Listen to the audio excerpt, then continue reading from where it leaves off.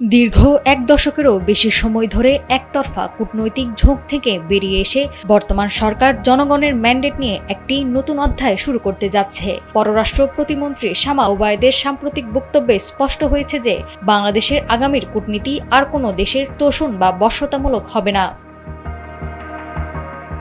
জনগণের ম্যান্ডেট নিয়ে গঠিত নতুন সরকার পররাষ্ট্রনীতিতে মেরুদণ্ড সোজা রেখে সব দেশের সঙ্গে সম্পর্ক এগিয়ে নিতে চায় বলেও জানিয়েছেন নতুন পররাষ্ট্র প্রতিমন্ত্রী শামা ওবায়েদ। দায়িত্ব গ্রহণের দ্বিতীয় দিনে পররাষ্ট্র মন্ত্রণালয়ে কর্মকর্তাদের সঙ্গে বৈঠক শেষে তিনি সাংবাদিকদের এসব কথা বলেন।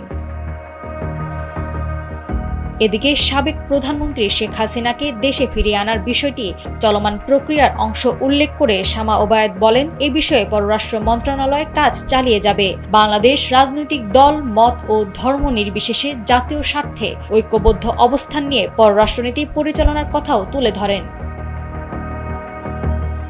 বাংলাদেশে বর্তমান কূটনৈতিক পরিবর্তনের প্রেক্ষাপটে ভিসা সংক্রান্ত জটিলতা একটি অত্যন্ত সংবেদনশীল ও গুরুত্বপূর্ণ ইস্যু হয়ে দাঁড়িয়েছে। বিশেষ করে ভারত, যুক্তরাষ্ট্র এবং ইউরোপের দেশগুলোর সাথে ভিসা প্রক্রিয়ার যে ধীরগতি বা কড়াকড়ি দেখা যাচ্ছে। ভিসা জটিলতা প্রসঙ্গে সাংবাদিকদের প্রশ্নে পররাষ্ট্র প্রতিমন্ত্রী বলেন, ভিসা সংক্রান্ত সমস্যাগুলো সম্পর্কে সরকার অবগত রয়েছে এবং কিভাবে এসব সমস্যার বাস্তবসম্মত সমাধান করা যায় সে বিষয়ে কাজ চলছে।